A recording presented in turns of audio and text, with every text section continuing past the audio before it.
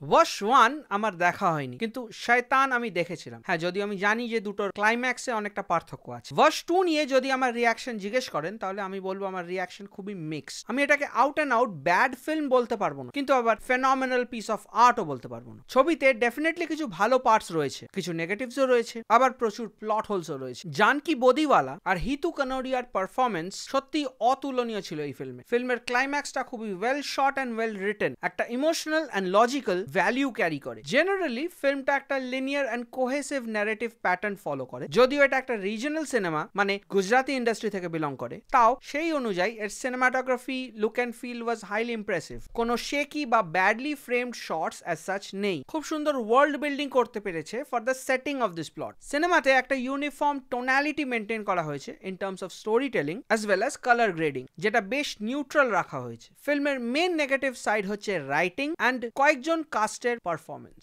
হিতেন কুমারের performance as the main antagonist was highly caricaturish. ওনাকে ভীষণ ওভার অ্যানিমেটেড লেগেছে। ইনফ্যাক্ট ওনার কাস্টিংটাও as an evil menacing villain একদমই ভালো যায়নি। ওনার বডি ল্যাঙ্গুয়েজে কোনো ডেপথ বা গ্র্যাভিটি ছিল না, এবং সামহাও উনি ওনার ক্যারেক্টারটাও এমবডি করতে পারেননি। সাপোর্টিং কাস্টে স্টুডেন্ট হিসেবে যে মেয়েগুলোকে নেওয়া হয়েছিল, তাদের মাঝে মাঝে too loud and over dramatic লাগছিল। ফিল্মের যে একটা অমিনাস ভাইব প্রয়োজনীয় ছিল, সেটা কিন্তু মিসিং। আর এই সাপোর্টিং কাস্টের ক্যাকোফনির জন্য পুরো স্ক্রিন প্লে সাফার করবে, এবং কোথাও না কোথাও অডিয়েন্স এঙ্গেজড হতে পুরোপুরি পারবে না। এবং বলতেই হয়, এক্ষেত্রে সাউন্ড ডিজাইনও খুব একটা হেল্প করেনি। বিজিএমটা বিটস অ্যান্ড পিসেসে ওয়ার্ক করলেও ওভারঅল সাউন্ড ডিজাইন ওয়াজ টু লাউড, এবং মেয়েদের ওই শ্রিল গলায় কনস্ট্যান্ট চেঁচানোটা কানে লাগছিল। ওভারঅল বাকি কাস্ট, যেরকম security guard, teacher, police officer, এনাদের সবার পারফরমেন্সই আরো বেশি ন্যাচারাল এবং ফ্লুইড হতো। ওভারঅল ওয়াশ 2 যে প্রেমিসটা নিয়ে কাজ করেছে, সেটা কিন্তু খুব একটা ওয়ার্ক করে না।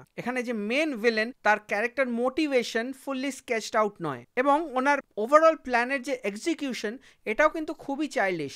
সিনেমাতে প্রচুর প্লট হোলস রয়েছে। ওইরকম একটা ভিলেন ওই স্কুলে ঢুকলো কি করে? কোনো সিসিটিভি ফুটেজে ক্যাপচার হয়নি কেন? সিসিটিভি কাজ করছিল না কেন? কে কিভাবে সেগুলোকে অফ করলো? ক্যান্টিনের খাবারে কে কি মেশালো এবং কিভাবে মেশালো? এই ভিলেন কি ইনভিজিবল? ব্ল্যাক ম্যাজিক বা বশীকরণের কোনো সিন নেই কেন? মেয়েগুলো যদি ওয়াশে এসে গিয়েই থাকে, তাহলে ওরা ওরকম কাঁদছিল কেন? ওরা তো ইমোশনলেস পাথরের মতো হয়ে যাওয়ার কথা। এরকম একটা ঘটনা, গোটা স্কুলকে বশীকরণ করা হয়ে গেছে, এটা তো গ্লোবাল নিউজ হয়ে যাওয়ার কথা। গভর্নমেন্ট, অথরিটিজ, প্রেস, এরা সবাই ইনভলভ হলো না কেন? এরকম কোনো ঘটনা ঘটলে আমরা দেখেছি ন্যাশনাল লেভেলের সব তান্ত্রিক, অ্যাস্ট্রোলজার, গুরুদেব, পণ্ডিত, এনারা সবাই মিডিয়াতে এসে নিজেদের সলিউশন দিতে শুরু করে দেন। এই সিনেমায় কেউ এগিয়ে এলো না কেন? সারা পৃথিবীতে কি শুধু ওই লোকটাই কালা জাদু জানে? এই ছবিতে কেন সুপার ন্যাচারালকে দিয়ে সুপার ন্যাচারালকে কাউন্টার করা হলো না? অতগুলো লোককে ওই স্টুডেন্টরা মার্ডার করে দিল, পুলিশ শুধু দাঁড়িয়ে দাঁড়িয়ে দেখছে। যে কটা মেয়ে ওই ওয়াশের আন্ডারে ছিল, তার থেকে বেশি লোক তো মার্ডার হয়ে গেল। এর চেয়ে তো ওই মেয়েগুলোকে মরতে দিলে বেটার হতো ক্যালকুলেশন অনুযায়ী। একটা সিনেমা যার মেন প্রেমিস বা প্রেক্ষাপট হচ্ছে কালা জাদু, সেখানে মেন ভিলেনের hair and makeup, look, body language, ভাষা কোনোটাই মানানসই না। ওনাকে দেখে মনে হচ্ছিল পাড়ার কোন মস্তান উঠেস। এবং সেই প্রসঙ্গে বলতেই হয় যে মেন প্রোটাগনিস্ট, তাকেও খুবই উইক লেখা হয়েছে। এই ছবিতে প্রত্যেকটা ক্যারেক্টার নন রিয়াক্টিভ এবং বোকা বোকা। হাজার হাজার লোক, কিন্তু এরকম অদ্ভুত সিচুয়েশনের সলিউশন কারুর কাছে নেই। বেসিক্যালি সিকুয়েল বানানোর প্লট কনভিনিয়েন্সের জন্য হঠাৎ করে 10 বছর পর এই একটা ভিলেন উড়ে এসে জুড়ে বসলো। অদ্ভুত লাগবে, ক্যান্টিনের কর্নারেই ভিলেন বসেছিল এবং পুলিশ তো কি কেউই দেখতে পায়নি। সিনেমাতে এই কালা জাদু বা সুপার ন্যাচারাল এই এলিমেন্টগুলো কিন্তু পুরোপুরি মিসিং।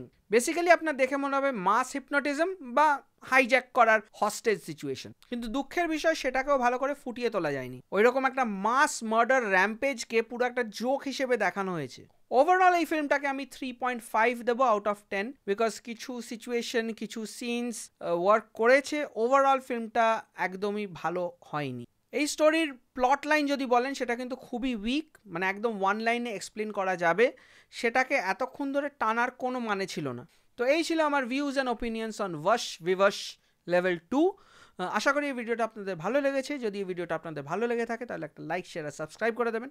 আপনাদের কোনো মতামত, সাজেশন বা ওপিনিয়ন থাকলে কমেন্ট সেকশনে নিশ্চয়ই জানাবেন। You can always follow me on Instagram. আমি আপনাদের হোস্ট টম থ্রাশ, আপনারা দেখছিলেন থ্রাশ আওয়ার, এবং দেখা হচ্ছে পরের ভিডিও।